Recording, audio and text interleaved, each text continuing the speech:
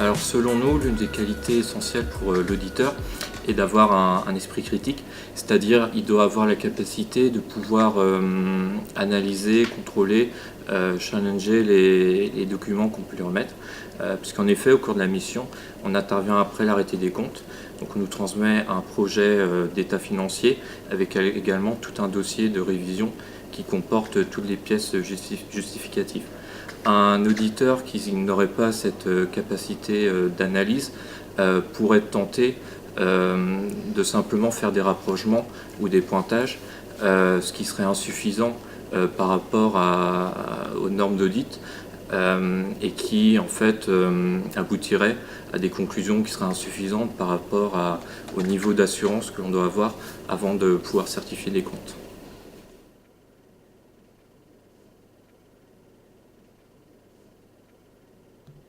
Donc la curiosité, c'est une valeur essentielle pour un auditeur. Tout d'abord, en intervention chez le client, celle-ci permet de comprendre en échangeant donc avec le dirigeant ou le directeur financier du secteur d'activité et des thématiques qui entourent la société. Et également, certains secteurs d'activité sont composés de spécificités comptables. Et du coup, justement, cet esprit curieux permet de comprendre et d'analyser les spécificités comptables. Ensuite, la curiosité, elle doit également comprendre une bonne culture générale, avec une connaissance du marché économique, les nouvelles règles et les normes comptables, et également aussi les nouvelles propositions que peut prendre le gouvernement. La curiosité, elle peut également amener à différentes prises d'initiative qui permettent à l'auditeur de progresser dans son travail. Par exemple, pour un auditeur junior, les cycles confiés en début de carrière peuvent être la trésorerie, les immobilisations, les clients et les fournisseurs, et solliciter le chef de mission ou le commissaire aux comptes pour faire de nouveaux cycles, que par exemple l'État ou le personnel peut faire preuve de force de capacité d'initiative ou même d'audace. Également, la curiosité elle peut également provenir d'échanges avec d'autres personnes en cabinet d'expertise comptable pour ensuite avoir de nouvelles idées et pouvoir, pourquoi pas, travailler dessus et les mettre en place au sein du cabinet.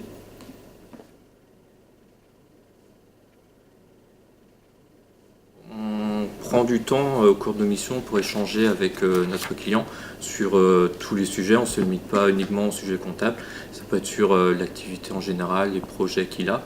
Et au cours d'une mission, auprès d'un client qui a un contrat de distribution pour une marque internationale, il nous racontait un petit peu les échanges qu'ils peuvent avoir avec ce constructeur, et notamment qu'il avait une obligation de remplacer le carrelage de ses points de vente pour respecter les normes de mise à l'image.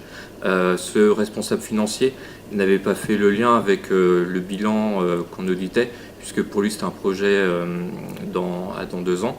Cependant, via cet échange-là, on a pu rebondir en échangeant avec lui, en faisant de la documentation.